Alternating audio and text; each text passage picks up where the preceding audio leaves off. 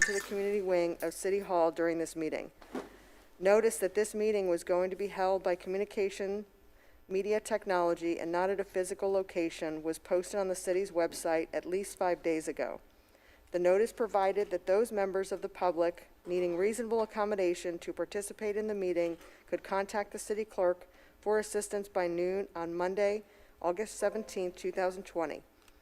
Access to this meeting is being provided via live stream on the city's website at www.palmcoastgov.com and by calling 386-223-1690.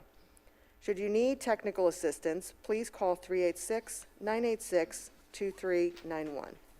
Today is August 18th, 2020. It is 9 a.m. Please rise and join me in the Pledge of Allegiance to the flag. Pledge allegiance to the flag of the United States of America and to the republic for which it stands, one nation, under God, indivisible, with liberty and justice for all. Roll call, please. Mayor Holland? Here. Vice Mayor Clufus? Present. Councilmember Branquinho? Here. Councilmember Cuff? Present. Councilmember Nets? Here. Mayor, all members are present. We'll now open it up to public participation. Any member of the public wish to make public comment on items not on the agenda, you have up to 3 minutes. Ask that you please call in at 386-223-1690. Hit star 9 to be unmuted, and your 3 minutes will begin.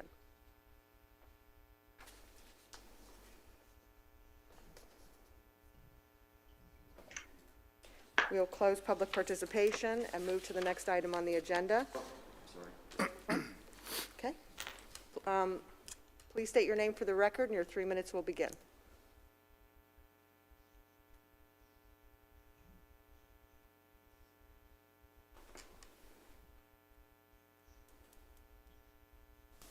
Go ahead. Good morning. Good morning. Can you hear me? Yes. Good morning. Can you hear me? Yes. Oh, good morning. Today, I'm so glad to be able to speak with you very briefly. One of our phones has a phone block because a city government doesn't want people to hear about their behavior. I'm a presidential advisory board member to President Trump. I can provide you my identification number. And we, the elderly, have experienced deep state insolence about several issues that have affected everyone in Palm Coast. And this has gone on for a few years.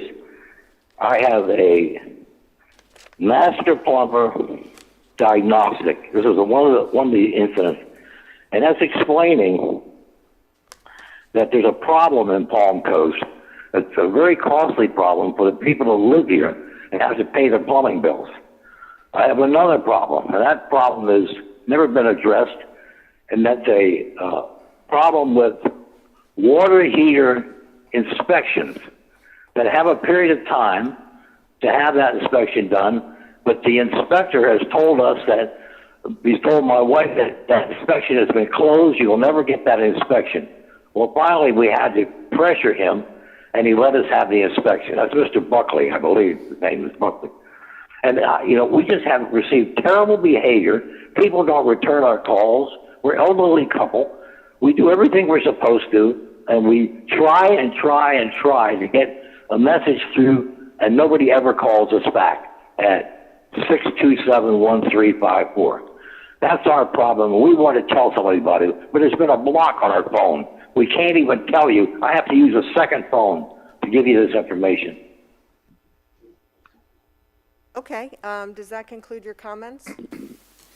He does. We are disenchanted with their experience living here because of the city government and everyone from Kendra to all the other people we've tried to contact. They won't return our calls.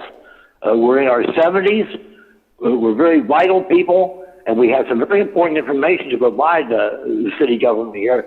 That the water problem is causing people water waste. And we try to bring that to their attention, and they won't listen to it. You know, it just goes on and on with the problems we have. That's all I wanted to tell you. Yes, it is. Thank you so much for your comments. Next speaker. Okay, thank you. Matt, I'm assuming you know who that is? Absolutely, Okay, yes. thank you. Thank you very much. Okay. We'll now move to approval of the minutes of the City Council, August 4th, 2020 business meeting, August 11th, 2020 workshop. Do I have a motion? Moved? Is there? Second. Moved and seconded. Roll call, please. Vice Mayor Clufus, Yes. Councilmember Branquinho, Councilmember Cuff, Yes. Councilmember Nets. Yes. Mayor Holland. Yes. Motion passes 5-0. Thank you. We'll now move to agenda item number 2, which is a presentation for COVID-19 updates. Thank you, Honorable Mayor, City Council. This morning we have Deputy Chief Clark and Captain Asconi here to go ahead and give us the COVID-19 update. I think they will mention, but I will also say that we did receive an extension this week of the governor's order for public meetings. We are now setting an opening date, a tentative opening date for October 1 for City Hall. So I wanted to be clear with that. We continue, as Captain Asconi has pointed out, to deliver 96-97% of our services without interruption remotely. And we will be bringing back shortly our plans for quasi-judicial meetings, which will almost, bring us back to delivering all of those services. So with that, Deputy Chief Clark and Captain Asconi, if you could give us today's COVID-19 update, that'd be great.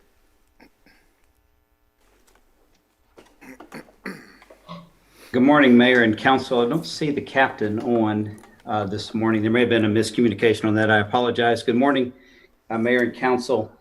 In the words of our fire chief from last week, we've reached cruising altitude. In the COVID dilemma that we're dealing with, we're where we're going to be for a while. Our meetings are we went from daily to bi-weekly to weekly to now on occasion meetings, keeping us updated. The grant monies for CARES Act, the Fire Act money that we're receiving from the federal government, these are the types of programs that will continue. There really is very little in new information. The rate of infection has been pretty stable. The totality of the numbers is climbing at the same rate it has been climbing. We are suffering employee illnesses throughout the city. I know the fire department has a new diagnosis as of yesterday. But we continue to clean the stations. We continue to clean the workplaces. We continue to provide services as safely as we can. And in the continuity of government, I genuinely believe is intact. We appreciate the leadership we get from our elected officials and our city administration. And I would be happy to answer any questions. We're literally in the same boat we've been for the last couple of weeks, and I have not a lot new to report. Council, any questions?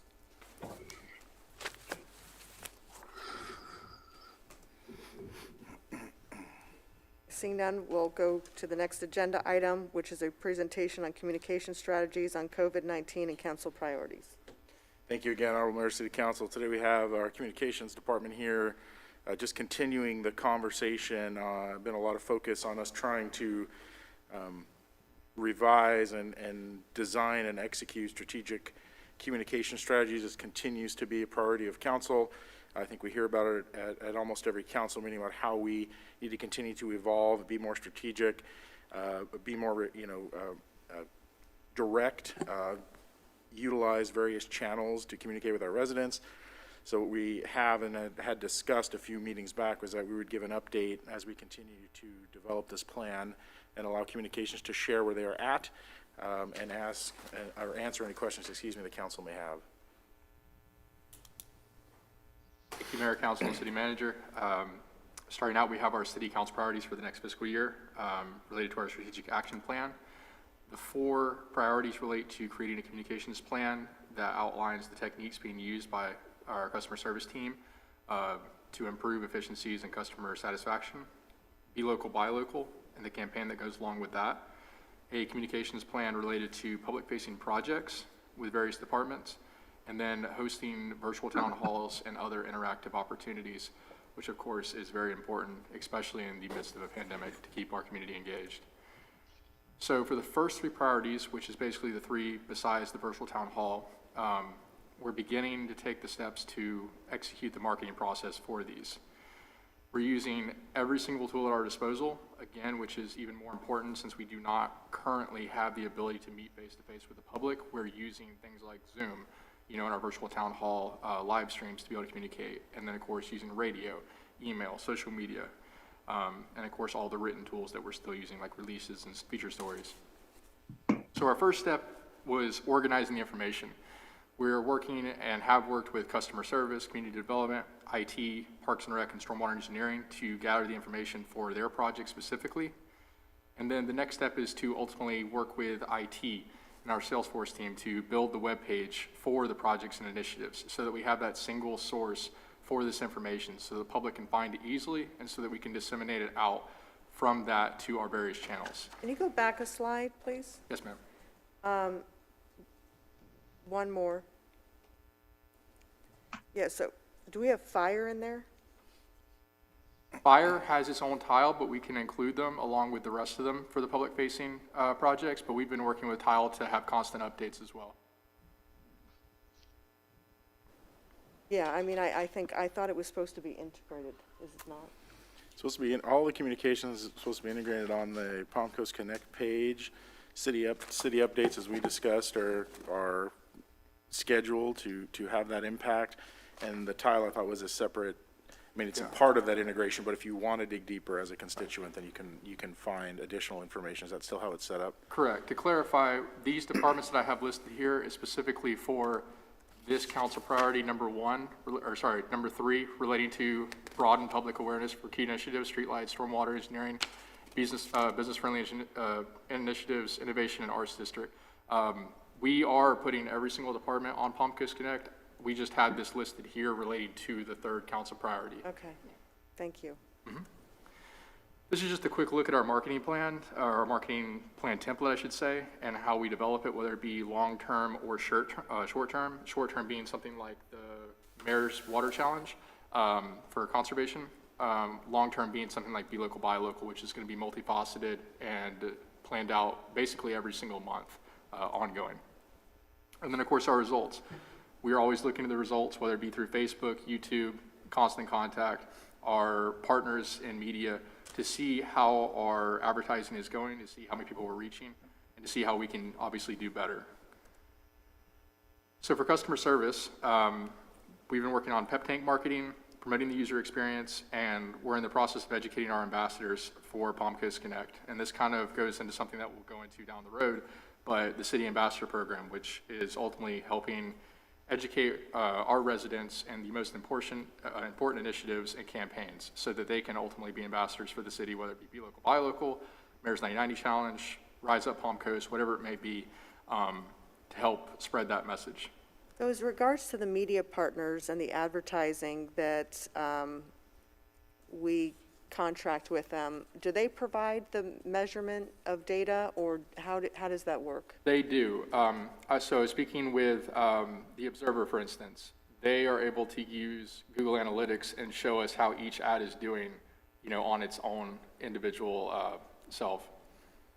And how much time do they derive that data, and then what decision is made as far as the ROI on that? So they basically are able to show us how it's doing based off different placements, and then we can make decisions based off of, the exposure rate, the placement within the site, things like that. We have shifted largely digital. Conversations I've had with our city manager is to basically shift digital because of the pandemic and trying to reach the largest amount of people. But at the same time, we are still cognizant of having a demographic that, does need some print. And so when we use different utility things or customer service things, we may still print, various collateral. And, discussions I've had with you, for instance, when we talk about the newsletter, right? Like that's to a demographic that would like a print. So it basically just depends on which area we're targeting. Okay. And you make those decisions annually, or do you make them based on quarterly or? Quarterly, yes. Biannually? Okay. For instance, something like longer term, like the newsletter, we're actually, a good example is we're designing the new newsletter for next fiscal year in-house as a cost-saving measure. It's been designed out of house for the past several years, but that's something that we can design in-house. We have a very talented graphic designer that we know that can do that. But at the same time, we can't distribute that without using another service. So that's something that's more longer term, but something that's shorter term, like, city highlights, for instance, and things like what we used to call week in review, we can evaluate that on a month-to-month process as far as how we're disseminating that out. And we have to be fairly nimble, especially in the midst of the pandemic, realizing that, it's going to change how we reach people best. Okay. And have we done any surveys for our residents to understand how they wish to receive information and how they're comfortable receiving it? I'm glad you asked that. We're actually working on that right now to be able to better understand what is the best way. Again, there is a little bit of a limitation because if we're, for instance, sending it to them via email, that's going to kind of skew the demographic, right? Because if we're sending it to them electronically, we're going to be reaching people that are responding electronically. But we're working with our customer service team to be able to get them out in multiple ways, whether it be in the newsletter. We have an upcoming newsletter that we can put that in to ask them. And then obviously Palm Coast Connect, constant contact, social media. Because there's a capability on Palm Coast Connect to do an actual survey. So has that been constructed to send out to all residents? Yes. Okay. Yep. And we will have those results. We have those results by, you think? End of the year? Maybe the fall. Yeah. Give us enough time to send them out to the community with a reasonable amount of time to respond, and then for us to evaluate them and really make an educated response and a plan of how we would go about using that data to progress forward. So what are some of the questions that are asked on the survey?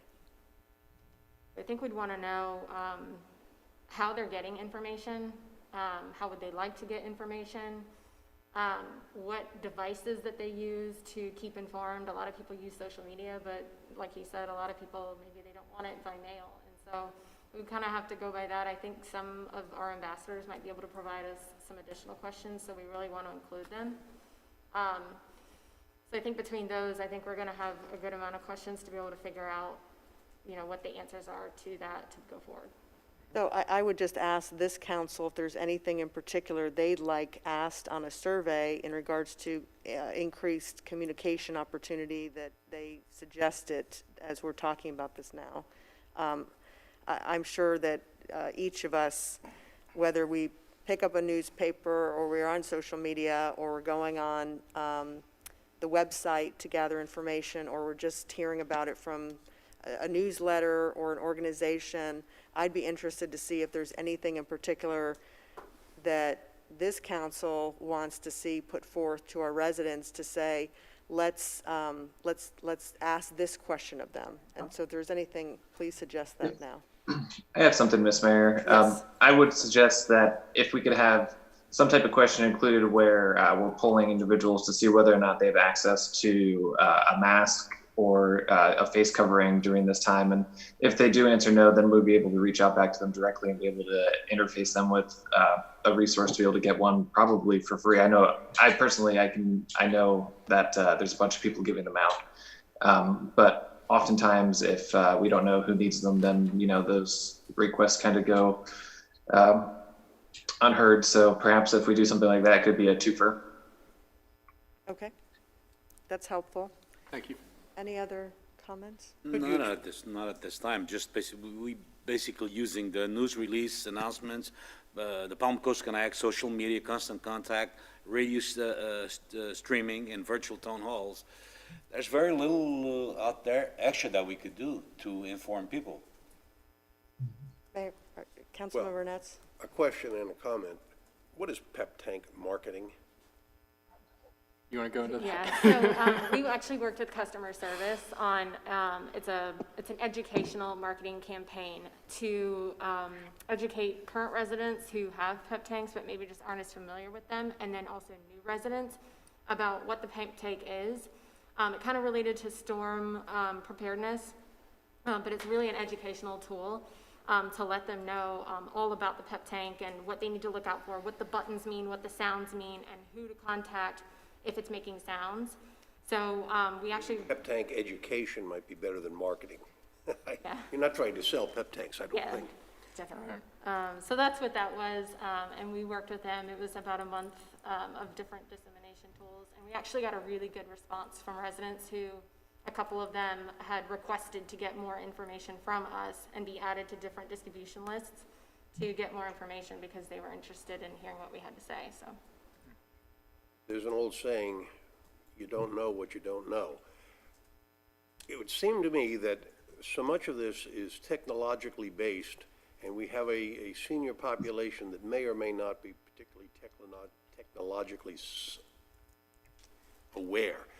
It seems to me we've got Palm Coast Connect, for example. Do our residents know what is available? Do they know what they can do with it? I think starting back at ground level for some residents and explaining what is available, what you can get, how you can make your life easier. You don't have to drive to City Hall to do this. You can. I still think we need to educate the public on how to use what we're making. Thank you. Thank That's a you. good point. I mean, it could be where our virtual town halls are very successful. It could be hosting a Palm Coast Connect Academy, right? Or something to that degree. What we do with Citizens Academy virtually is just more information is helpful to them. So it could be hosting a town hall for the residents to learn more about the application and how to best utilize it, and some of the ways a virtual class is very easily done where you walk through a demo from someone from customer service where they can take you through step by step. That's a good suggestion. Thank you. We will incorporate that. Great. Councilman Cuff? Councilmember Cuff. Councilmember Nets, I think already covered one of my comments. I was going to say, we obviously are collecting a lot of data. I'm just not sure how much information we have or what conclusions we can draw from that. If you do an online survey, and one of the questions I was going to suggest is, how do you prefer to receive information from the city? And I think we've asked that before. But if you're not taking the online survey, we're not going to know that you don't want to get an email, or you don't want to use or don't know how to use Palm Coast Connect. So I do think we need to do more in that area. And also, too, I think we need to try to develop a facility for one-on-one instruction, if you will, or Q&A with citizens who want to use the technology but aren't that familiar with it. I've watched so many online tutorials of how to use Zoom and how to do this and how to do that that my eyes aren't focusing anymore.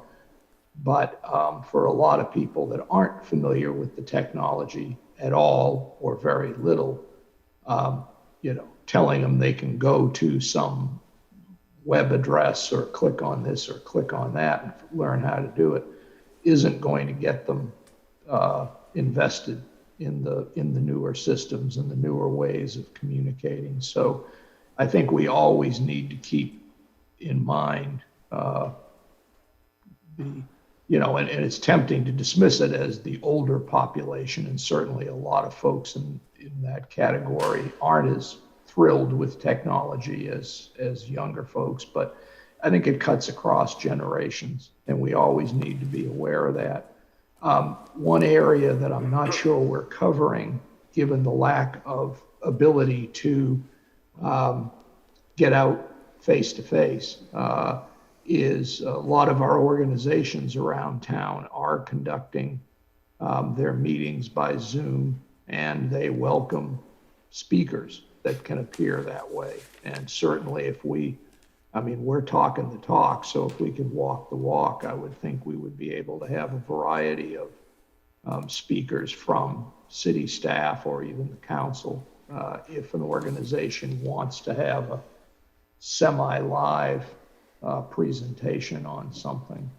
And that might be a good way of also getting the word out about particular projects or particular communication strategies to a group of people that are somewhat familiar because they're on their computers or their phones attending the meeting, but may not be as invested in it as the folks that do it day in and day out, like a lot of our staff do. So if if we could try to contact or at least find out which organizations. My Rotary Club is a good example of one that's been doing that now for several months and has had several good presentations. That might be another opportunity to get the word out. That's my Thank you, sir. 2 cents. Yeah, I agree, and just, to add, I think just to be nimble, right? Because, I mean, I know for me, I am not and actively participating in Facebook because I find it negative and frankly pretty nasty right now. So I don't know how many people have turned off social media as a way of just saying we don't want to actually go on to it. So to be nimble enough to say, how do we continue to communicate with our residents, knowing the variety of ways that they're looking for information, and to keep just being, thoughtful about that. Thank you. Thank you, Mayor. Of course, our Be Local, Buy Local initiative, one of the most important to the long-term health of our city, has many components. We have different business sectors that we focus on. In June, we began with 30 restaurants in 30 days. In August, we've been promoting health and wellness and personal care. Going back to the Ambassador Education Program, Be Local, Buy Local is one of the first campaigns that we're working to educate our city ambassadors on. Going back to what Mr. Cuff said about having Zoom calls with these ambassadors, that's kind of the first step. Obviously, we will be speaking to the organizations and the businesses as requested. There's a monthly photo contest for Be Local, Buy Local. This is separate from the annual photo contest, which wrapped up at the end of July. Be Local, Buy Local photo contest focuses specifically on photos of food from local restaurants, and then a winner is selected each month, and then they get a gift card to a local restaurant of their choosing, which ultimately feeds back into that cycle of supporting local. We have a video coming. We had it mapped out in the spring, but it was delayed because of the pandemic. We're looking to get back into it after the completion of storm season. And then we're also working on creating a new business guide.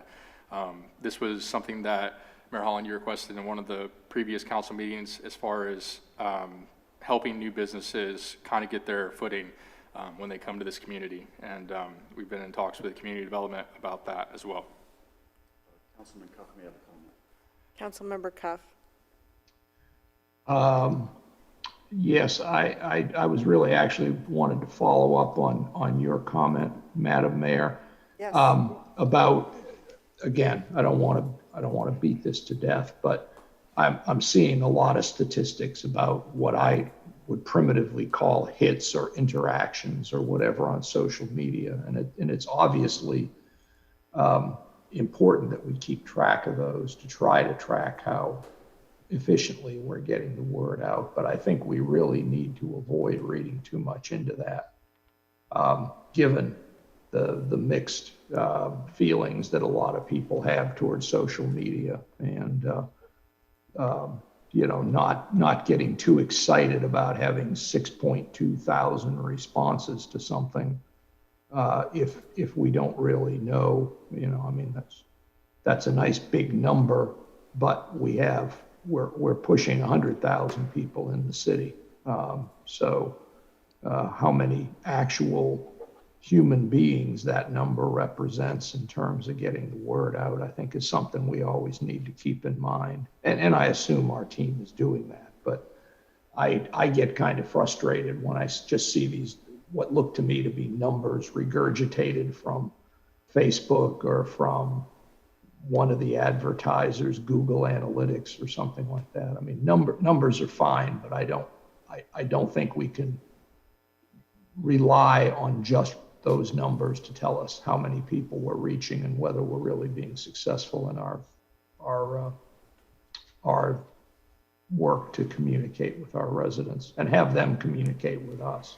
So I would also suggest, Councilmember Cuff, as well as everyone on this council, if we are affiliated with an organization and we do have that contact, if we could forward that to the communications team as a way for them to be proactive in reaching out to that organization, that might be helpful.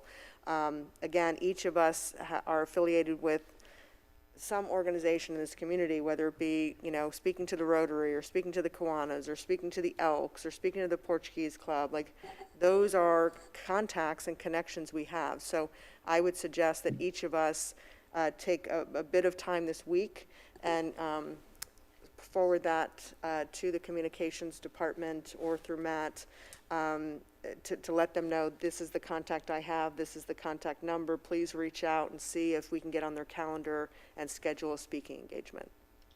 Thank you, Mayor. Just to restate the obvious, with the demise of our Chamber of Commerce, this effort is critical to the long-term survival of local businesses. I want to commend you for putting this as one of your priorities. Yep, I agree.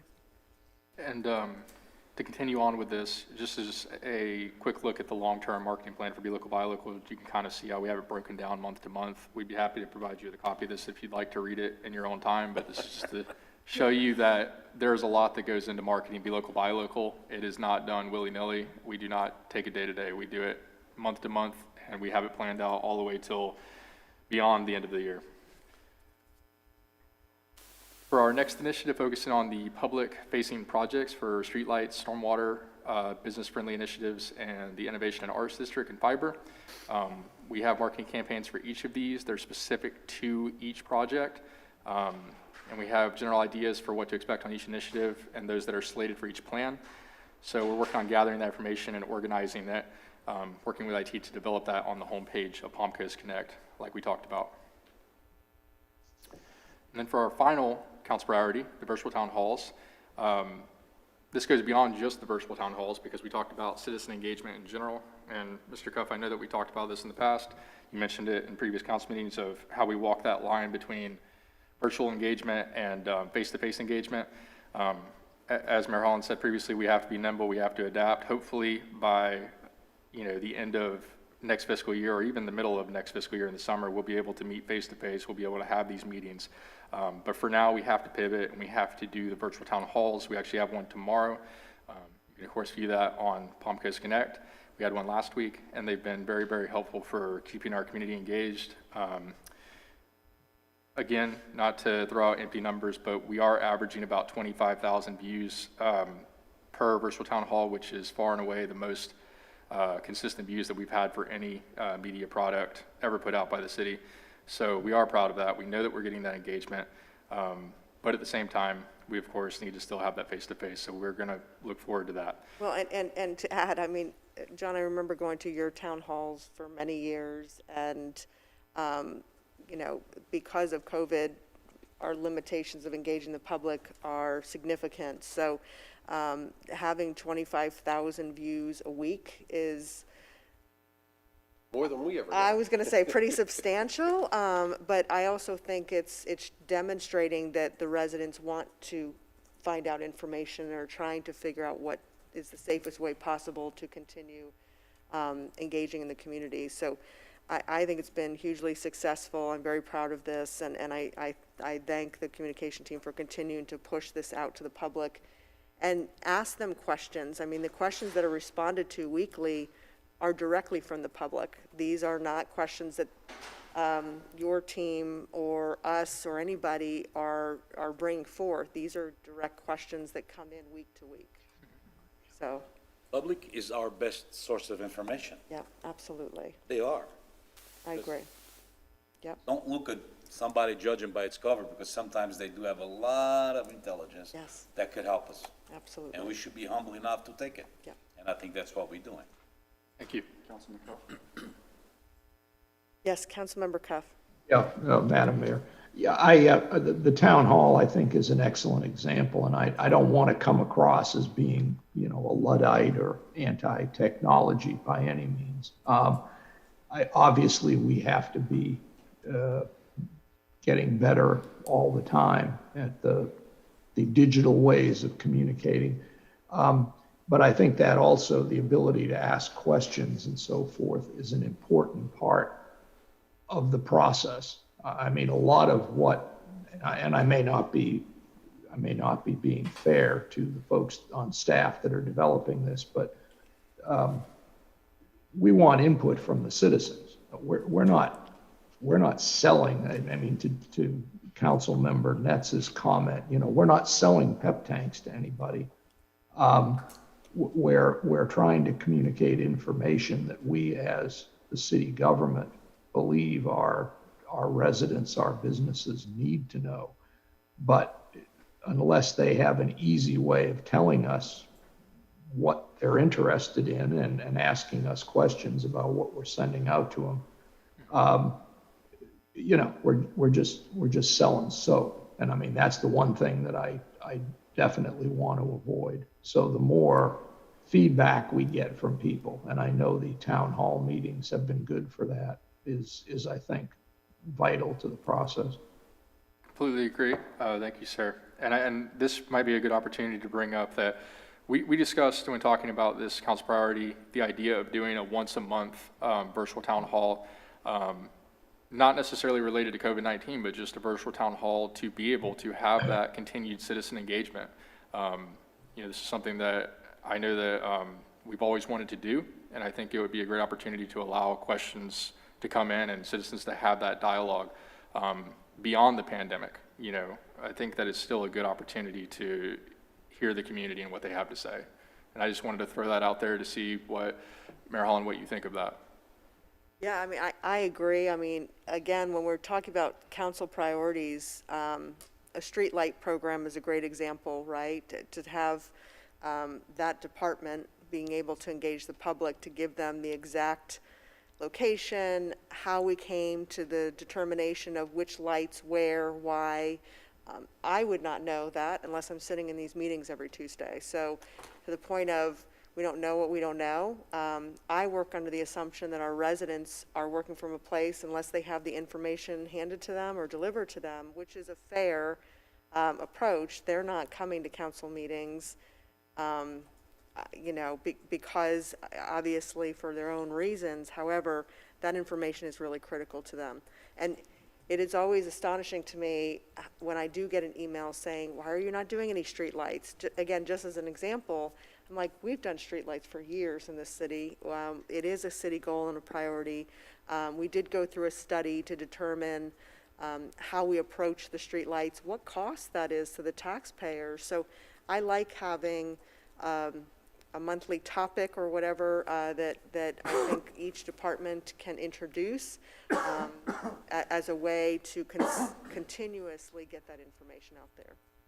And now that our residents are familiar with how the town halls are working, how easily they could watch it from any device or, sitting at home, I think it would be beneficial to continue with all of that. Thank you, Mayor. Thank you. And again, that's just a quick template. This is for our short-term campaign. You saw Be Local, Buy Local, which was a long-term. This is something that we would use for, say, the water challenge, which is going on from August 1st to August 31st, sorry. And we're currently number 3. We were number 1 last year, so please continue to make your pledges, and hopefully we can get number 1 2 years in a row. And this is just an opportunity for feedback related to the council priorities. We have another presentation related to COVID-19 that piggybacks off of this, but we just wanted to give you guys an opportunity to present any feedback. Council, any other questions or comments? Just, going back to the speaking engagements, I think it'd be helpful to have a calendar of events set up where,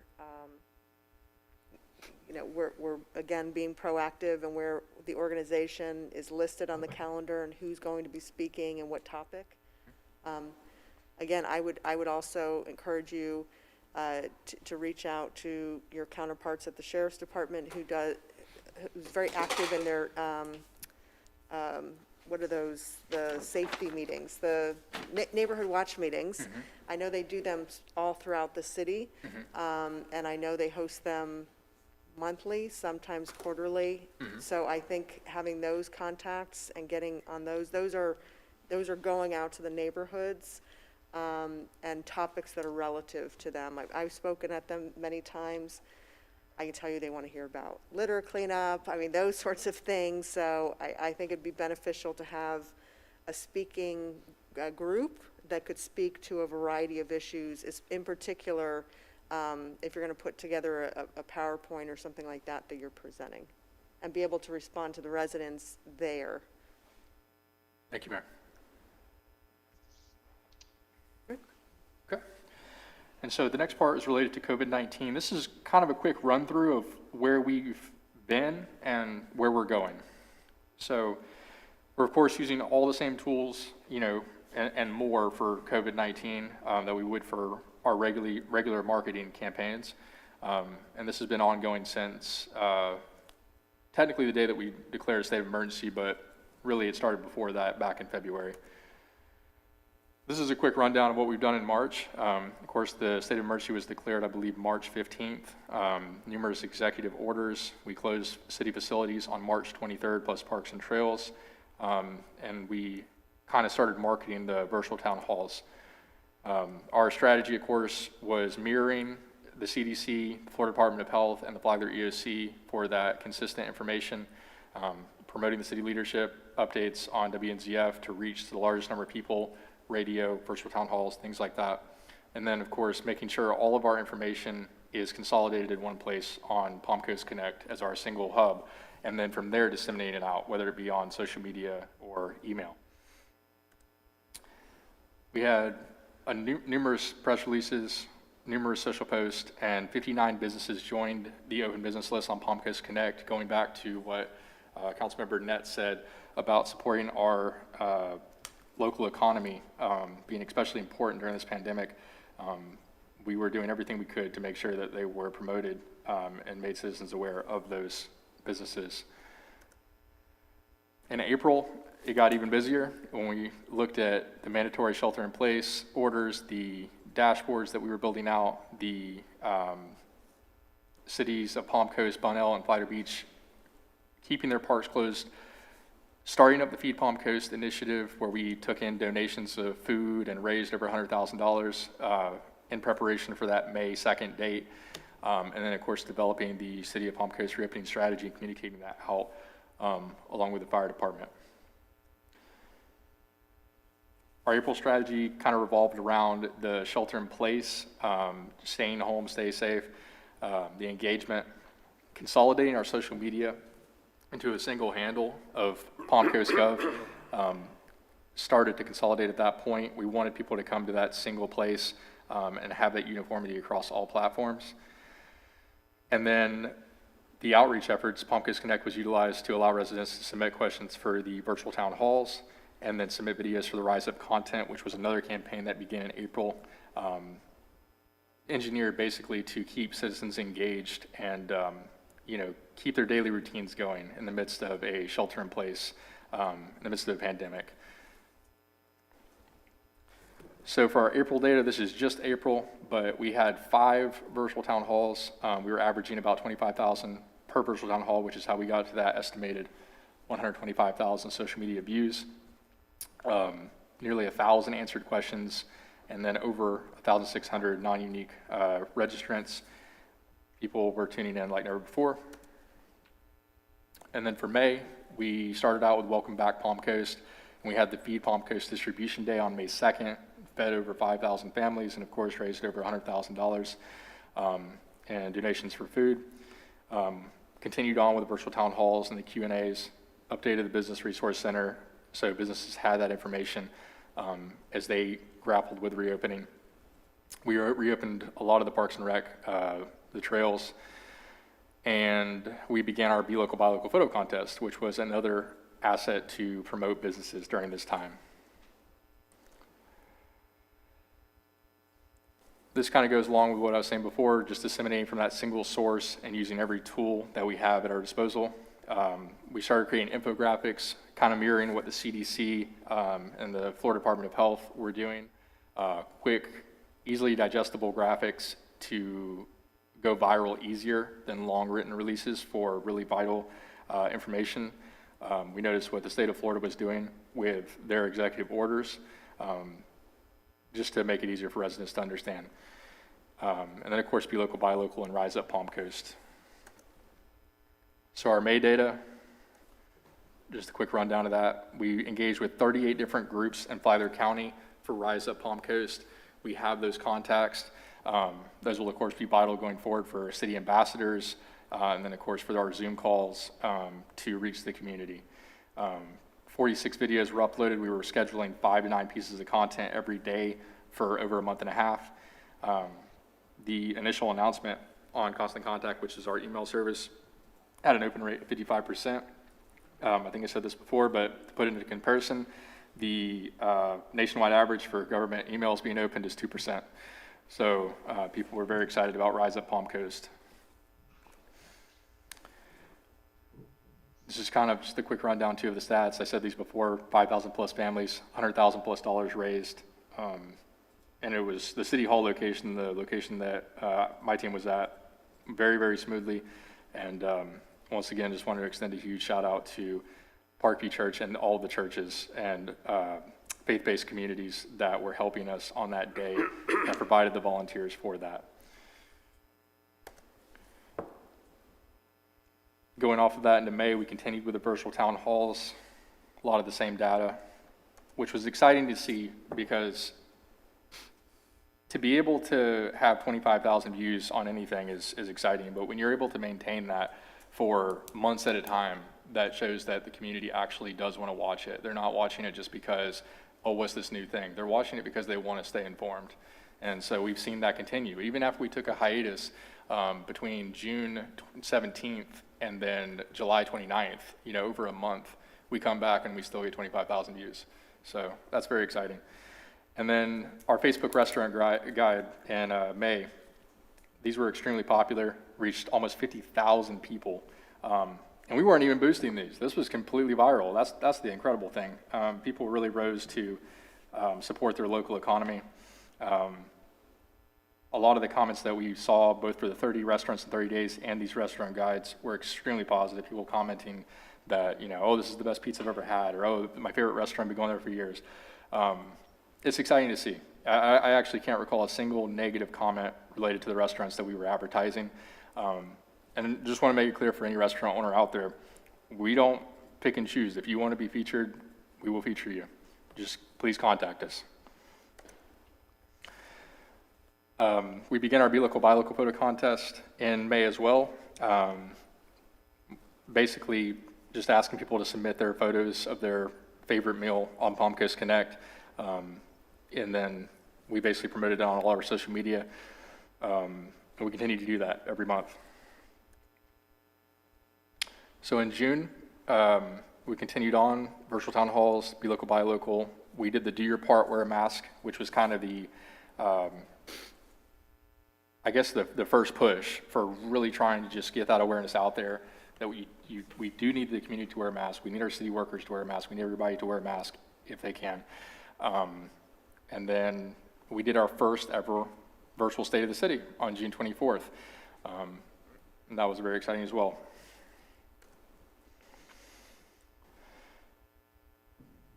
Kind of going back to what I've said in the previous months, our strategy of having the announcement, sending it to media, posting it to the city website, Palm Coast Connect, and then sharing it out to all social media platforms, and then sending it out on Constant Contact to our 31,000 plus residents is variable depending on the importance level of what it is. Obviously, if it's an executive order, for instance, that needs to go out. If it's a closure or something like that, it needs to go out.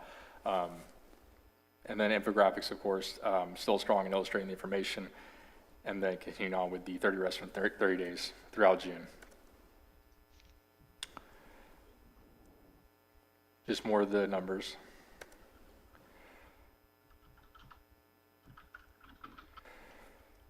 And in July, we had our mask resolution, spreading out the different testing locations, working with the Florida Department of Health.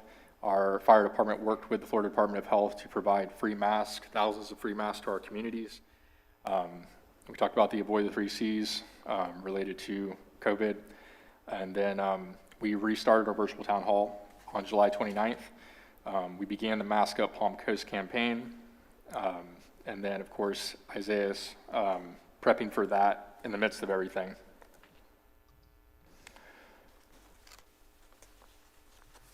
Then in August, which of course we're still in, we continued on with the Mask Up campaign. We've had multiple videos related to that. We've seen those be successful, graphics, just continue to push that message. As I said, we transitioned to health and wellness sector for now. We're, of course, always looking to find, the sectors that need the most help. And we identified the service industry first, and now we're moving on to health and wellnesses like gyms and salons. The water challenge is ongoing. It's the Wyland National Mayor's Challenge for Water Conservation, to be specific. And you can Google that, and if you go on there and you pledge whatever amount that you pledge, of course, do it for your city, Palm Coast. It's just a very, it's a good cause that ties into what Palm Coast is about, being a green city and a smart city. And like I said, seeing us win last year, it just kind of reiterates that our community is engaged. They do care about these causes. And we're working on hurricane preparedness as well, because while we did deal with one, hurricane season goes on till November. So we've been preparing for that. We've been getting trained in Alert Palm Coast, which is a subsidiary of Alert Flagler, to be able to have those notifications in the event of a severe storm event or another emergency where we need to quickly be able to reach our residents via SMS texting. And for our strategy this month, we're focusing primarily on the mask wearing.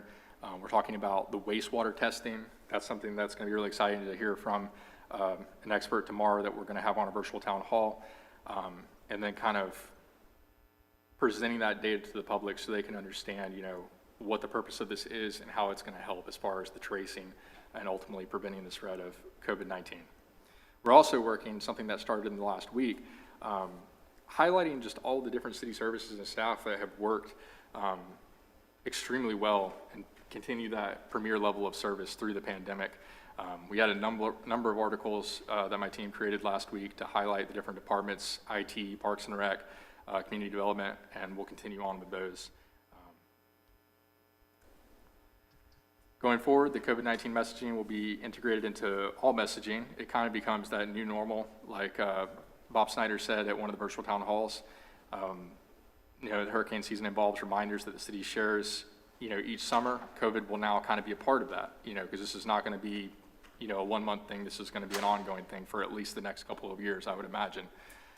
So we'll continue with the virtual town halls each month. We'll continue pushing the city initiatives and promoting the events and all of our other communications functions. We also plan to share more updates of the city in response to COVID-19 through the employees that work on these projects and releases and social media posts, videos, things like that, to involve them in the storytelling process. It kind of goes back to what we talked about a few council meetings ago with the idea of each department having their place on Palm Coast Connect. This is the beginning of that. They will have that will be built out by the Salesforce team in IT, but in the meantime, we can help them kind of craft their storytelling. We, of course, have our SIMP plan that guides us through emergencies. We adhere to that, and we also apply our strategic communications plan whenever applicable. And then I referenced this in the previous slide, but our team's been getting trained on Alert Palm Coast to be able to have that for the really, really major announcements, because you kind of referenced this on Facebook, but not everybody uses Facebook, not everybody uses social media. So in the event of a tornado or something very, very important that is very, very timely, we can't post something on Facebook, because I'm sure you guys have seen this, but you'll post it and you may not see it for 3-4 hours. Say a friend posted it. It's not guaranteed that you'll see that immediately, but something like a alert system, we know that will work. Speaking with Jonathan Lord, we know that will work as far as communicating quickly to our residents. That's all I have. And how will, what the Alert Palm Coast, what's the plan of the vehicle to utilize that communication strategy in? So basically, it would only be used for something, like I said, like very urgent, like a tornado or, a very dangerous wildfire, but it would ultimately be in the hands of our fire department, because they are the professionals. We're trained in it, or we're getting trained in it, more trained in, I should say, to be able to understand it. But ultimately, that's going to be at the final word of the incident commander, which is usually going to be Chief Forte, potentially Captain Asconi, depending on the situation. So we would have to have messaging approved by them in that case to go out to residents. It wouldn't just be us sending out text to all of our residents without having that approval. So it would be sort of text communication? Okay. Yes. All right. And the platform, your coordinating with, who's building that platform to push those text messages out? It's actually already built. We just had to get logins from, I believe it's Bob Pickering.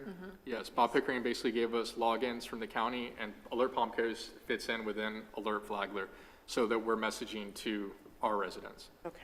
So it's a component of Code Red, or It's similar to add-on that. Code Red? It's similar, and Yeah. so it's basically, let's say, for example, that during the hurricane, there's a moment where, especially if one is battering Palm Coast, there's a moment where the sheriff's office or the fire department would say, okay, shelter in place, do not leave your house, conditions are bad, don't go anywhere. And so then we would send out a text saying, this is what's happening now, shut your doors, stay inside, don't go anywhere.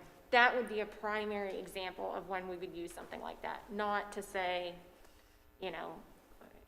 number of cases, so not something like that. It would be an imminent, this is an emergency, this is a threat, To put it in perspective, we haven't had a moment like that this year. And I actually can't think of the last time we have had a moment like that. It's a last case scenario type thing. The Starlight tornado. Yeah, Yes, exactly. exactly. Perfect example. If you had warning, because Yeah. Okay, great. Council, any questions or comments? Vice Mayor Clufus? Vice Mayor Clufus. Yep, I was just going to say great job and thank you for the in-depth explanation of our communication strategy and visualizing the fact that this is very much a methodical, thought-out roadmap, and you guys are crushing it. So thanks. And I've also enjoyed the social media presence of the city. Thank you. And I've definitely learned about some local places that I've hit up which have had some delicious food. So it's working, and I see it visually, but it's nice to see it in front of us and then put some numbers behind the posts. Thank you. No other comments? Just again, really want to congratulate you on especially in particular the COVID response. I really feel that our residents were very appreciative of the amount of effort and time and work that went into that. A lot of initiatives throughout that connected our residents to us in unprecedented times. So I've been very appreciative, very impressed, and frankly, just very grateful because I think it's helped. So thank you. Thank you. Does that conclude your presentation It this morning? does. Okay, thank you very much. Thank you, Mayor and Council. Okay, we'll now move to agenda item number 4, which is an ordinance. Mr. Eichmann. Madam Mayor, Council, this is the second reading of the title of this small box discount stores regulations as follows. It's an ordinance of the City Council of the City of Palm Coast, Florida, amending the City of Palm Coast Unified Land Development Code to define and regulate the operations and locations of small box discount stores by amending Chapter 3, Section 3.03.02, non-residential and mixed-use districts, allowable use. Amending Chapter 14, glossary, providing for legislative findings and intent, for implementing administrative actions, providing for severability, codification for conflicts, and providing for an effective date. This is a legislative matter, Madam Mayor. Thank you. Honorable Members of the Council, this was heard at the August 4th, 2020 workshop. There have been no changes to this item. This is planned to be the second and final read of this ordinance, and we have staff here today to answer any questions you may have. Council, any questions or comments at this time?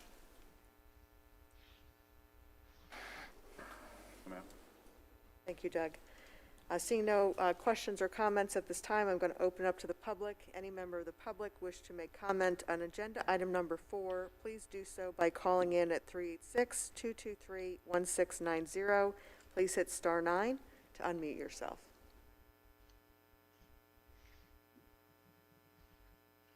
I see none, Mayor. Thank you. We'll close public comment. I'll take it back to this council. I'll entertain a motion. I'll make that motion. Second. Moved and seconded. Roll call, please. Vice Mayor Clufus? Yes. Oh, sorry, I was muted. Yes. Okay. Councilmember Branquinho? Yes. Councilmember Cuff? Yes. Councilmember Netz? Yes. Mayor Holland? Yes. Motion passes 5-0. Thank you. Agenda item number 5 is an ordinance, first read. Mayor, Council, this is, as you said, Mayor, this is the first reading of the title of this ordinance regarding communications rights of way. It's an ordinance of the City Council, City of Palm Coast, Florida, amending Article Roman numeral 4, Communications Rights of Way, of Chapter 42, Streets, Roads, Bridges, and Other Public Places of the Code of the Ordinances of the City of Palm Coast, to amend and update regulations regarding communications facilities in public rights-of-way consistent with Chapter 337 Florida statutes, providing for severability, codification, providing for conflicts, and providing for an effective date. Thank you, Honorable Mayor, City Council. Again, this was discussed at the August 11th, 2020 workshop. If you will recall, Lisa Borkett gave us an in-depth description and answered questions in regards to the specific intended purpose and what this ordinance would accomplish. We do have staff here today if there's any questions or discussion. Council, any questions or comments at this time? Only the comment that everyone needs to understand that this is being done to bring us into accord with state statute. It's not something that we've initiated, it's something that we're being required to do. I just want to, last week when I asked what these gadgets look like on top of the poles, Mr. Cooley, you said that you're going to send me some pictures of these things. I haven't got them. Would you be so kind? And please don't forget to send me what these things look like. Sure. Councilor Branquino, I actually have some added to a slide deck. I can just send you the whole slide deck. I'll send it to all the council if that's what we would like. Thank you. Okay. Any other questions or comments from the council at this time? Thank you, Doug.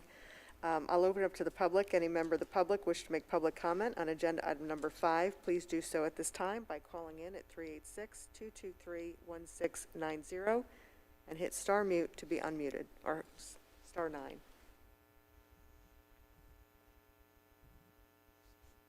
I see none, Mayor.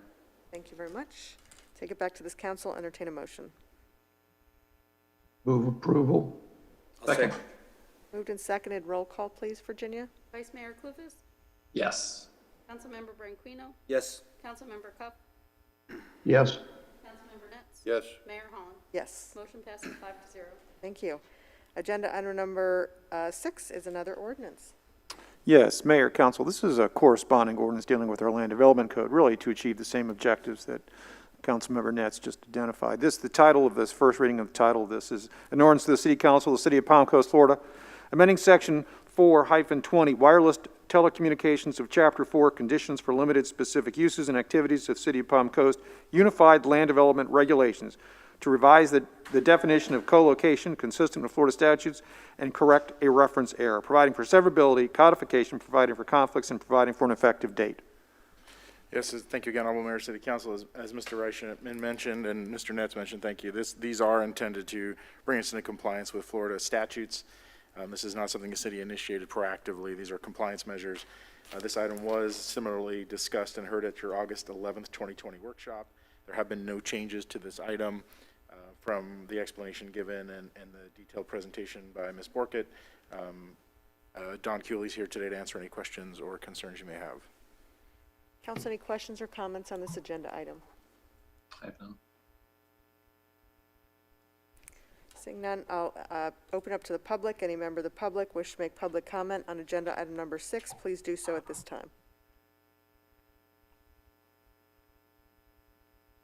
I see none, Mayor. Okay, thank you very much. I'll entertain a motion. so moved. Seconded. Second. Thank you very much. Roll call, please. Vice Mayor Clufus? Yes. Councilmember Branquino? Yes. Councilmember Cuff? Yes. Councilmember Nets? Yes, Mayor Holland? Yes. Motion passes 5-0. We'll now move to the resolutions portion of our agenda. Agenda item number 7 is a resolution approving the final nuisance abatement assessment. Thank you, Honorable Mayor, City Council. Again, this item was discussed at your August 11th, 2020 workshop. There has been no changes. This ordinance, this document comes back from the origination on March 2nd, 2010. This is an annualized process to adopt an ordinance to create the assessment area for our nuisance abatement assessments, and will be attached to the ad valorem tax bill sent out each year by December 21st.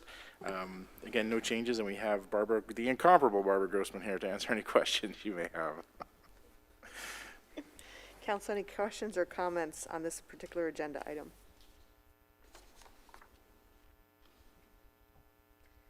Okay, we'll open up to the public. Any member of the public wish to make public comment, please call in at 386-223-1690. When When you hit *9, you will be unmuted. You will have up to 3 minutes. I would ask that you please state your name for the record, and your 3 minutes will begin.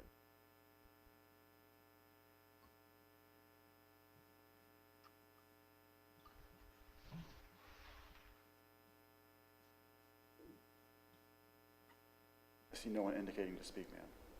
Okay. Here, we did have a request for an interpreter to be on board, so if we can give it maybe another couple of seconds to see if they can sign in, because we did set up the interpretation for them. We will give it 30 seconds. Thank you. As a reminder, please hit *9 on your phone to indicate you would like to speak.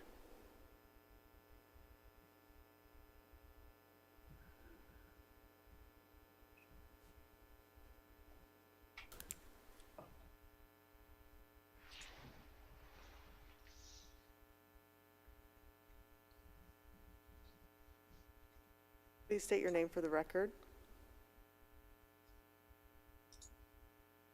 Caller, you may have to now hit *6 to unmute yourself.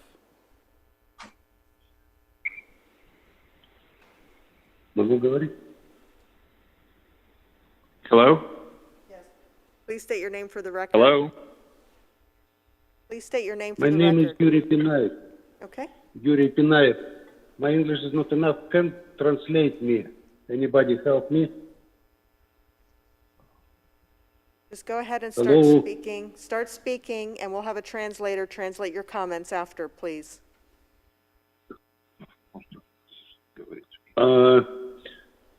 Я получил письмо от Сити департамента убрать на своем участке сухие деревья.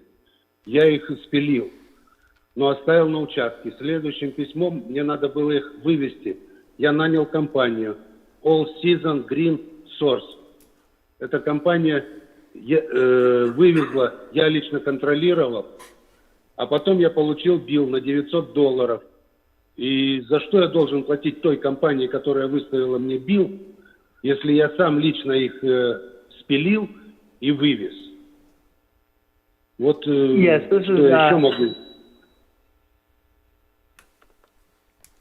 Anton, go Можете ahead. опять объяснить мне? Это Антон, я буду ваш переводчик. Да, да. На участке 1 Рейн 3, мой участок, надо было убрать сухие деревья. Я их спилил и оставил. Но следующее письмо я получил от сети, надо вывести. Я компанию нанял All Season Green Source. Лично участвовал в этом. Деревья вывезли. А потом мне пришел билл на $900, что якобы кто-то эти деревья вывез. Я сам их спилил и сам их вывез. За что я должен кому-то платить?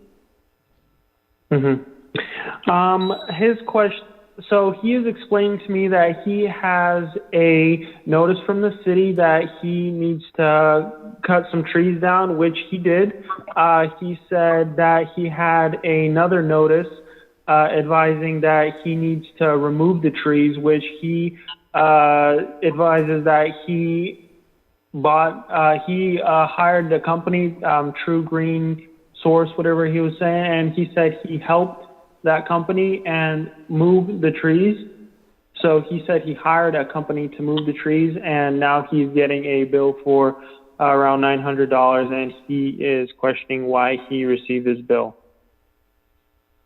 Okay, does that conclude his statement or question?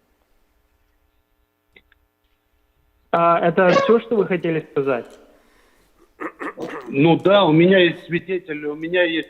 Я в Сити разговаривал, все объяснил, с инспектором был на участке. Если тот человек, который выставил мне билл, может мне показать, я знаю, какие деревья я спилил, те, которые были обозначены. Пусть он скажет или покажет, какие он пилил деревья и вывозил.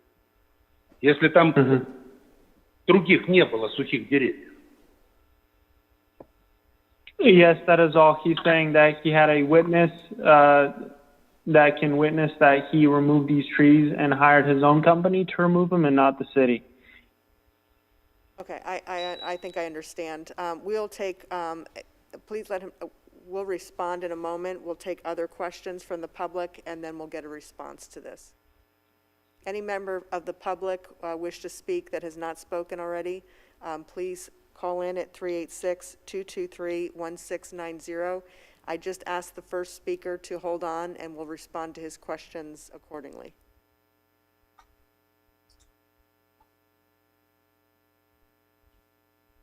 No one indicating there. Barbara, if you could come up and respond. While Barbara's coming forward, if I could help with, for the council and for the public and for the speaker, this is a statutory process that the city of Palm Coast follows, and I think it's important to recognize that there's a series of steps that the city has to go through. And in this type of situation, it's not that the city didn't unannounced go out onto the property and fix it. There's notices that are sent out, and there's time frames in those notices. Barbara can sure speak to this more specifically than I can, but you know, we've got situations that are created that are defined in the code that we define as nuisances. They're dangerous to the public safety. And it's in these types of situations that the Florida statutes allow us to go out there and abate or remove these nuisances under a specific process that is set forth in the statute in which we follow very carefully. Okay. Good morning. Good morning. I can go step by step really fast, or I can give you an overall view of how it works with the special assessment and how a notice of remedy is established. Which would you prefer? Are you familiar with this case in Yes, I am. particular? Okay, if you could just address this case in particular, that would be great. Okay, on the 20th of September 2019, we posted the property for hazardous trees, 6 of them. It was a complaint from the next door neighbor. It was mailed certified and return receipt first class as per state statute. It was not returned undeliverable. Trees were cut down, but the debris was not removed. On 10/18, we gave them 25 days, so we went back out and did a reinspection. The trees were down, but they had not been removed. So we gave them a checklist indicating that the debris needed to be removed, giving an additional 14 days for removal of the debris. On the 1st of November, they were still in violation, so we referred it to our city contractor to have the debris removed. We had the debris removed on the 15th of December.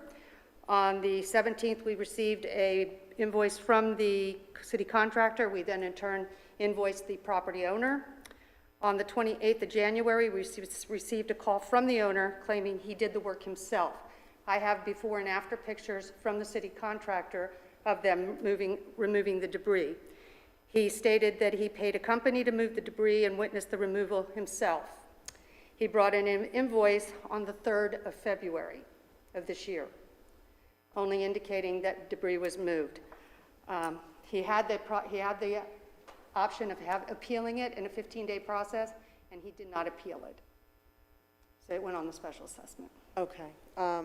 So, I mean, I don't know. I mean, Councilmember Netz, you served on the Code Enforcement Board for many years. If you could really maybe just speak to this issue. I'm not sure how this gets remedied other than seems to me that an appeal process was announced. It wasn't responded to, and so we're here today because of that. I think, first of all, as alluded to earlier, the fact that this is called a nuisance abatement ordinance bothers me a little bit, because it's not nuisance. These are things that are threats to the public. These trees created a threat. You have to deal with these things for the interests of the general public, the public who surrounds this area. There's a very clear-cut process. Sometimes it seems almost ridiculously long and complicated, but you have to go through this, again, by state statute. The city did follow, according to Ms. Grossman, did follow the procedures. The city did hire a contractor. The contractor claims that he removed the debris.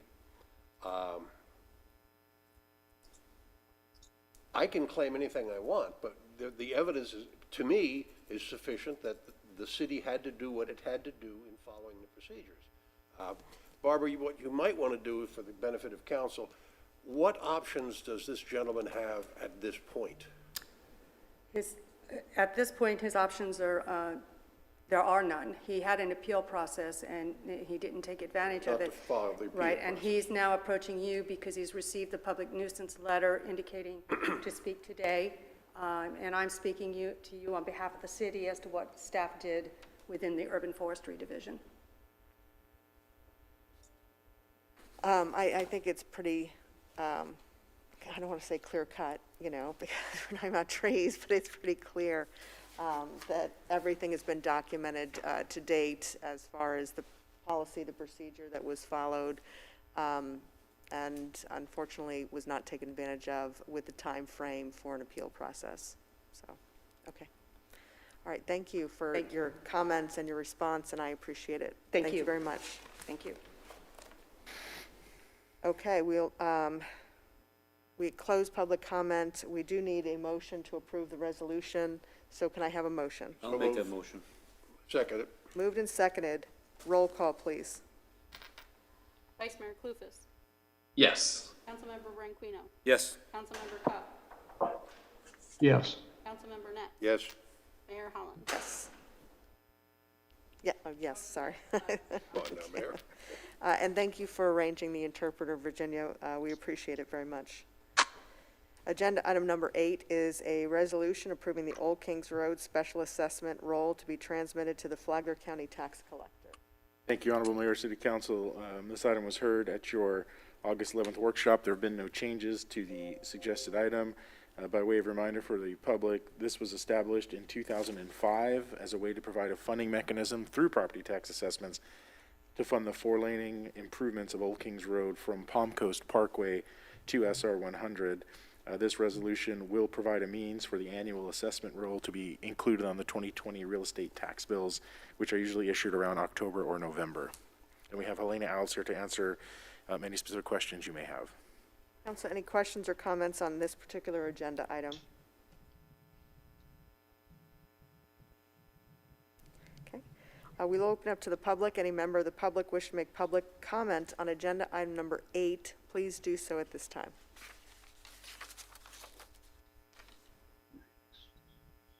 Mayor. Thank you very much, Doug. Take it back to this council. I'll entertain a motion. I'll make that motion. Second. Moved and seconded. Roll call, please. Vice Mayor Clufus. Yes. Councilmember Branquinho. Yes. Councilmember Cuff. Yes. Councilmember Nets. Yes. Mayor Holland. Yes. Motion passes 5-0.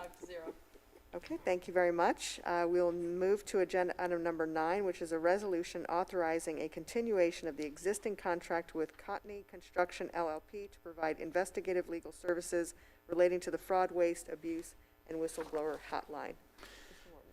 Thank you, Honorable Mayor, City Council. This is coming by my request. If you will recall, on June 16th, 2020, I indicated to the council we had entered into an agreement with Cottney Construction Law for legal services pertaining specifically to the city's fraud, waste, and abuse system. It was procured under our purchasing policies as a sole source for legal services. We have been working closely with Cottney. If you will also recall, Jeffrey Mandel of Fisher Phillips in his June 29th, 2020 investigatory findings noted that the city process has significant flaws in the handling of complaints and ensuring the steps are necessary to protect employees' statutory and constitutional rights, and that many cases simply lacked documentation to specific findings or to indicate any resolution whatsoever. Mr. Mandel also notes the city manager, myself, has been excluded from that process since October 2019. While this is important, is twofold. The ongoing work of the Cottney firm is to first and foremost ensure that we maintain an open, transparent, and legally compliant process in regards to any fraud, waste, and abuse, and that has happened. We have not slowed, stalled, or stopped that process. And more importantly, I've engaged with Mr. Cottney, and we are rewriting that process to actually have a robust and compliant fraud, waste, and abuse process that will be compliant with the law, and also have the employee and personnel safeguards it needs to, and have the checks and balance system it needs to. So I'm asking to continue to work with Mr. Cottney on those two issues, to continue to keep fraud, waste, and abuse open, to continue the ongoing nearing completion review of all the cases from the last 36 months and understand those dispositions that are that are incomplete, and then to finalize a new process so that we can once again take this fraud, waste, and abuse system back in-house, and there is no intention to use Cottony Law as the ongoing, full service provider for the service. It will come back to the City of Palm Coast once that is complete. Council, are there any questions or comments on this particular agenda item?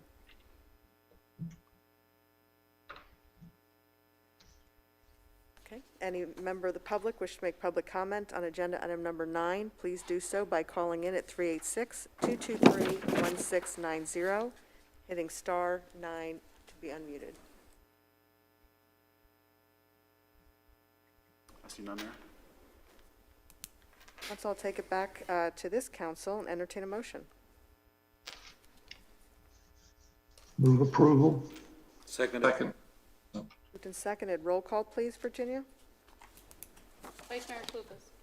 Yes. Councilmember Branquinho. Yes. Councilmember Cuff. Yes. Councilmember Nets. Yes. Mayor Holland. Yes. Motion passes 5-0. Thank you very much. Agenda item number 10 is a resolution approving piggybacking the City of Mesa contract with She International for the purchase of information technology equipment.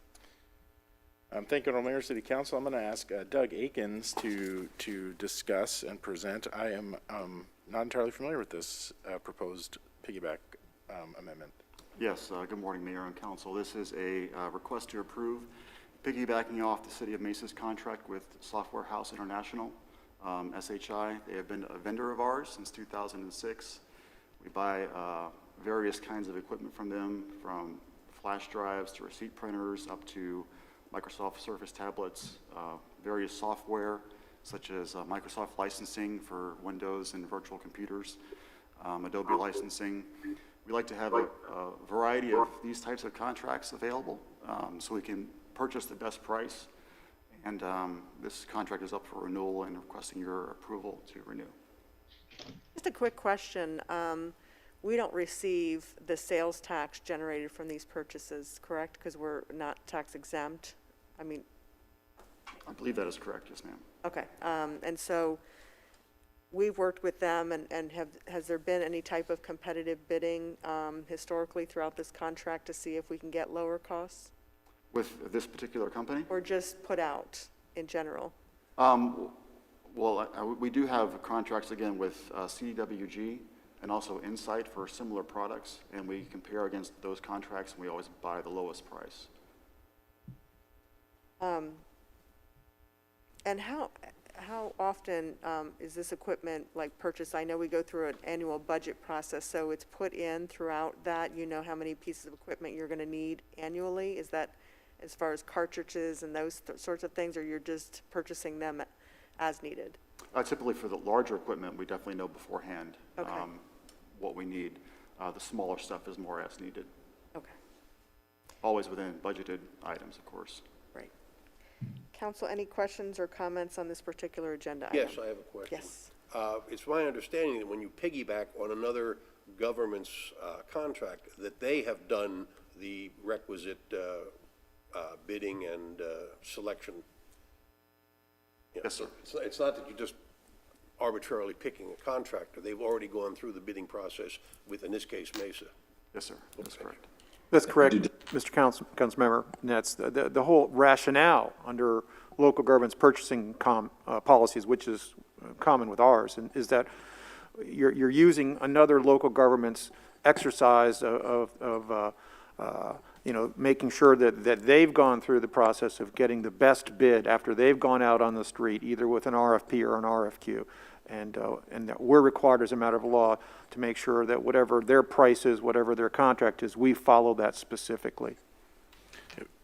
If I could add too, one of the things I've really learned a lot about in the last year is as I told council, we're going to dive into the piggybacking process and really understand through finance, through Rose Constatio and Jesse Scott, they don't even just take that lowest acknowledgement. They put in a tremendous amount of hard work and heavy lifting to validate every contract, every purchase agreement, every proposed purchase agreement, every RFP and RFQ, and have really designed a robust system that is highly transparent and highly competitive, and they have done a tremendous job. RFS. RFS. Sorry. I knew I was going to miss him. Okay, any other questions or comments on this particular agenda item, council? Thank you. We'll open up to the public. Any member of the public wish to make public comment on agenda item number 10, please do so at this time. I see none there. Okay, thank you. We'll close public comment. I'll take it back to this council, entertain a motion. I'll make that motion. Second. Been seconded. Roll call, Virginia, please. Vice Mayor Clufus? Is that a yes? Yeah, yes. Thank you. Councilmember Branquinho? Yes. Councilmember Cuff? Yes. Councilmember Nets? Yes. Mayor Holland? Yes. Motion passes 5-0. Thank you. Okay, we'll now move to agenda item number 11, which is a resolution approving piggybacking the City of Ormond Beach contract with Empire Computing for the purchase of information technology equipment. Thank you, Mayor, City Council. Mr. Akins, this appears to be the same, to have multiple vendors on hand, but if you would please discuss with council. Yes, sir. This is a request again to approve piggybacking off City of Ormond Beach for Empire Computing. They've been a vendor of ours since 2005 for networking consulting and advanced networking consulting. They are extremely knowledgeable of our network, help us with things such as firewall, VPN configuration, and wireless configurations. And also looking forward to next year as part of our capital improvement, replacing a lot of our older equipment. We'd like the ability to have them as an option to purchase through also. What do we do with the old equipment? I think normally it's all going to auction. Yes. Oh, okay. Okay. I know, wasn't it the school district years ago had utilized for some programs were for students that couldn't afford some forms of technology, and they partnered. I don't know if that's ever been considered. I've not heard that. Yeah. That's a great, But it might be a way to help some students in our community. I don't know if that's an option or not, but it might be worth exploring. thank you for bringing that up. Yes, that's actually an excellent question. I think it was like through Take Stock in Children or something like that through the Education Foundation. Okay. Council, any questions or comments on this particular agenda item? Councilman Cuff? Councilmember Cuff. I was just going to say, I think the mayor is referring to the Make It, Take It program Okay. that Jim Gines and some other school board members and staff started back in 2000. I don't think they do it anymore, but it's certainly worth pursuing. Last time I looked at the school board tech, theirs was at least as good as ours. So, whether we'd have something they would want to be able to use, I don't know, but it's worth asking, certainly. Great. We'll Thank definitely you look into for it. that clarification. Yes. Okay, no other questions or comments on this particular agenda item. I will open up to the public. Any member of the public wish to make public comment on agenda item number 11, please do so at this time. I see none there. Thank you, Doug. Close public comment. I'll take it back to this council. Entertain a motion. Move approval. Seconded. Moved and seconded. Roll call, please. Vice Mayor Clufus? Yes. Councilmember Branquinho? Yes. Councilmember Cuff? Yes. Councilmember Nets? Yes. Mayor Holland? Yes. Motion passes 5-0. Thank you. Agenda item number 12 is a resolution approving a work order with DRMP Incorporated to provide engineering design services for Colbert and Blair Conveyance Improvement Project. Thank you, Honorable Mayor, City Council. In keeping with the city's adopted priority of enhanced stormwater master plan and the council's goals to ongoing address stormwater and drainage issues, this project would intend to improve water conveyances across Blair Drive and Colbert Lane with the ultimate goal of an increased level of flood protection for upstream residential properties. We do have Carl Cody and Mike Peel here to introduce the item and answer any questions council may have. Council, any questions or comments?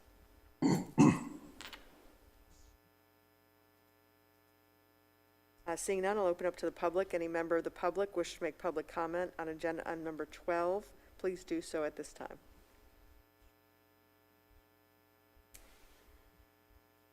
Mayor. Thank you so much, Doug. Take it back to this council. Entertain a motion. I'll Move make that. approval. Seconded. Moved and seconded. Roll call, please, Virginia. Vice Mayor Clufus?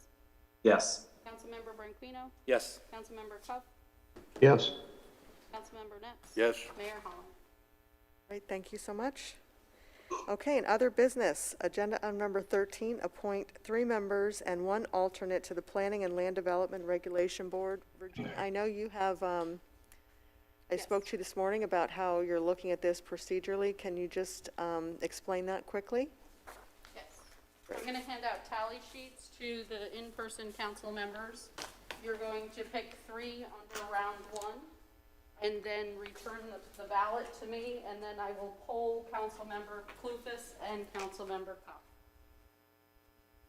In Virginia, do we have that sheet? Okay, I found it attached in the agenda. That it starts on page 573 for Bob if he needs to. I was just checking my email for my promised copy, but yeah, I see it on the agenda. What's the page reference?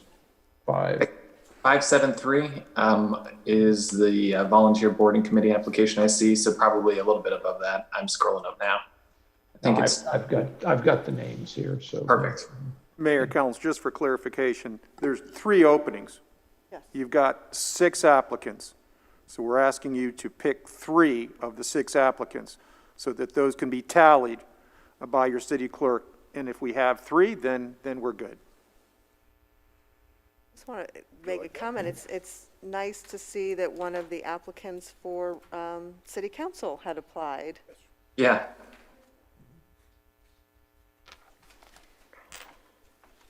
You want me to keep the second? Okay. Thank you. Vice Mayor Clufus, your 3 choices. My 3 choices are James Albano,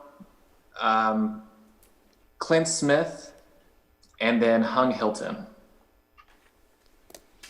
Councilmember Cuff, your 3 choices. My 3 choices would be James Albano, Donna Banks, and Clint Smith. Give me a moment. Like the Jeopardy music to play. We can do that if you'd like. We'll try to prepare that for next time, Mayor. So be careful what you wish for. Well,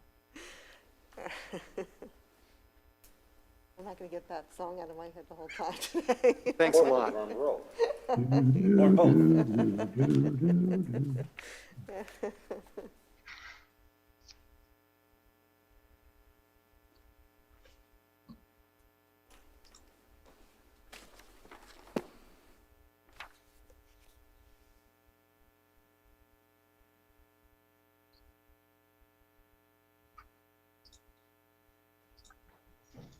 Okay, we will go to a round 2, but we will delete off 2 of them. Give me 1 second to organize that. We have 3 votes for Albano, 1 for Banks, 1 for Davis, 2 for Hung Hilton. All right, go slower, because, yeah, Virginia, go slower, and I'm please. having a hard time I know. hearing. I'm going to cross them off and send them back to Yeah, you. but I know, just, can you go real slow when you're announcing this? Thank you. So we have 3 votes for Albano, 1 for Banks, 1 for Davis, 2 for Hilton, 1 for Nicholson, and 4 for Clint Smith. So Albano and Clint Smith are selected. Yes. So now it's between Banks, Davis, Hilton, Nicholson. For and 1 spot. For 1 spot, and Hilton received 2 in the last one, correct? Correct. Okay. So Virginia will give handout to those here today another sheet, and then we'll poll the 2 council members for their selection, for the 1.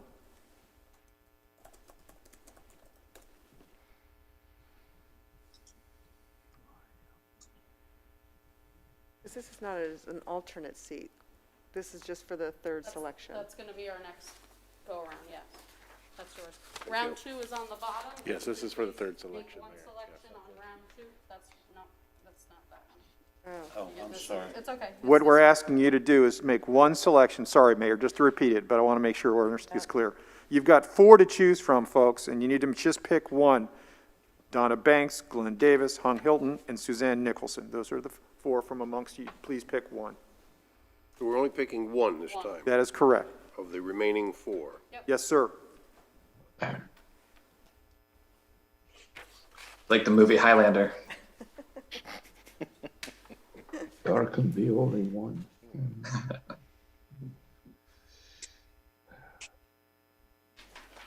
Thank you.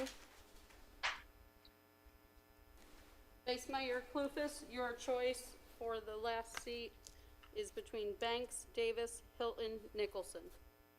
Hilton. Councilmember Cuff, your choice? Hilton.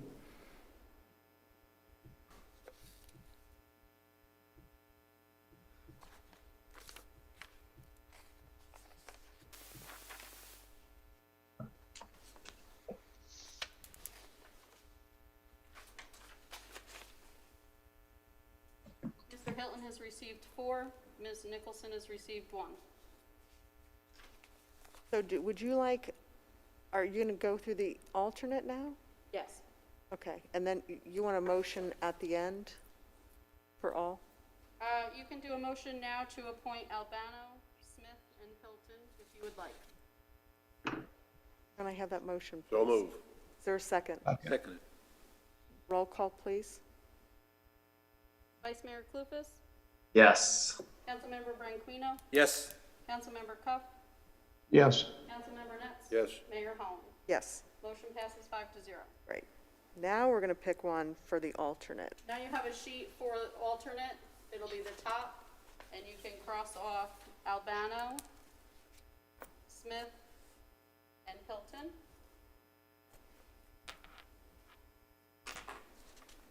And choose one alternate. From the 3 remaining applicants, right? Correct. And Ms. Nicholson remains as the alternate, so she's not an option on this ballot as well. So it's down to Wait, 2. wait, wait, what? Yes. It's down to 2. I apologize. I did not realize that. Either between Donna Banks and Glenn Davis. Correct. Okay. My apologies, Mayor. Didn't understand that. Okay. I don't understand it at all. It's confusing. And I still don't, so. I don't.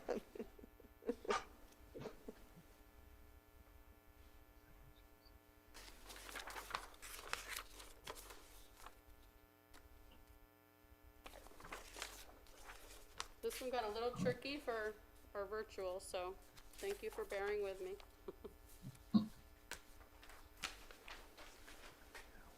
Your alternate? Okay, scratch this, that's, Yep, perfect, thank you. So again, just to clarify, we're picking an alternate, and it'll be between Donna Banks and Glenn Davis. Yes. Stay tuned to find out next week on the council. Who wants to be a planning land development Councilmember Cuff, your review board? selection? Yes. I'm sorry, did you ask for my vote? Okay, I'll do you first, that's fine. Councilmember Oh. Clufus, your selection on Banks or Davis for alternate? Banks. Councilmember Cuff, Banks or Davis? Banks.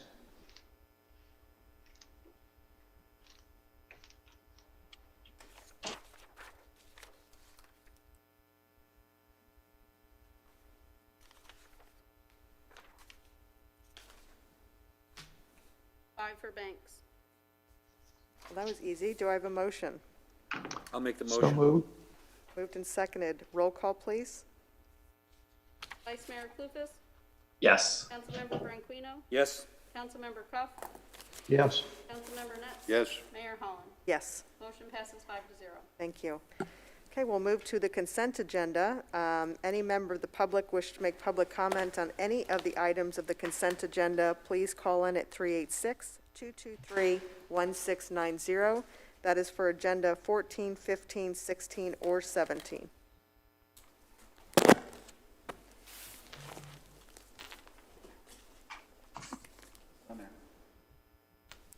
I'll entertain a motion to approve the consent Move to agenda. approve the consent agenda as submitted.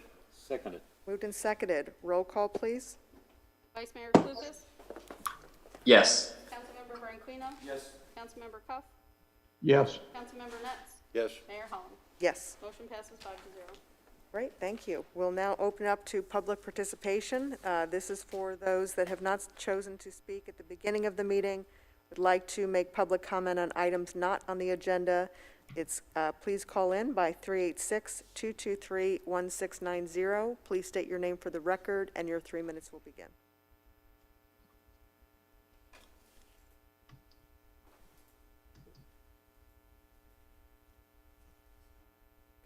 We'll close public comment. I will take it to a discussion by City Council of matters not on the agenda. Councilmember Branquinho. Yes, I have one thing, actually. Very, very recently, I took my COVID test, which me and my wife, which was done by the Flagler Department of Health here. Before I tell you the results, I was going to say, should we all move? It's like, no, actually, you could get closer. I just want to thank Bob Snyder, Sue Reese, actually everybody. They were very informative. They were safe and secure, and most of all, very professional. And I want to thank them for being so nice and and understanding.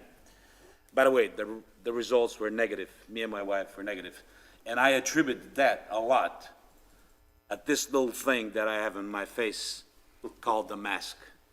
So please, I don't know what my future is going to be, but if wearing a mask makes me happy for being negative, I recommend it to everybody. Thank you. That's it. And thank you for reiterating that, and glad to hear. Thank you. Thank you. Councilmember Netz. Nothing. Okay. Vice Mayor Clufus. Thank you, Ms. Mayor. I'm happy to hear that Councilmember Branquinho is tested negative, and I, for one, also support wearing our masks as long as we have to, because it's going to help potentially one person, then that's more than enough reason to do it. But besides that, I have no other comments besides telling everybody to go out there and use their constitutional right to vote. Thank you very much. Yes. Councilmember Cuff. I think everyone else has covered what I wanted to say, but if you go out to vote, wear your mask. I was encouraged by our presentation earlier in the meeting about the trends that we're seeing. But again, we've seen downward or level trends before. And I certainly hope that nobody who's following the daily stats like old guys like myself used to follow baseball standings will read into that, that it is now safe to just go out and do whatever you want and not wear masks and not practice social distancing. The only way we're going to get this under control is to continue on doing what we're doing. And I'm encouraged that it appears to be getting better, especially with school starting, but that's all the more reason to double down on it and keep ourselves safe and keep the community safe. So I concur with all the statements made and appreciate the consistency in which this council conducts this message, and I'm encouraged as well. Hopefully it continues in this direction. Discussion by city attorney of matters not on the agenda. No report, Mayor. Discussion by city manager of matters not on the agenda. No report, thank you. Mr. Morton? Agenda item number 18. I have a report today. Yes.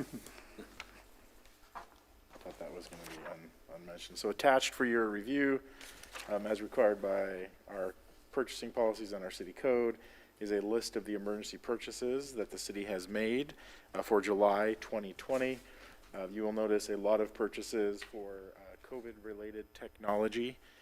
Thankfully, those are reimbursable expenses.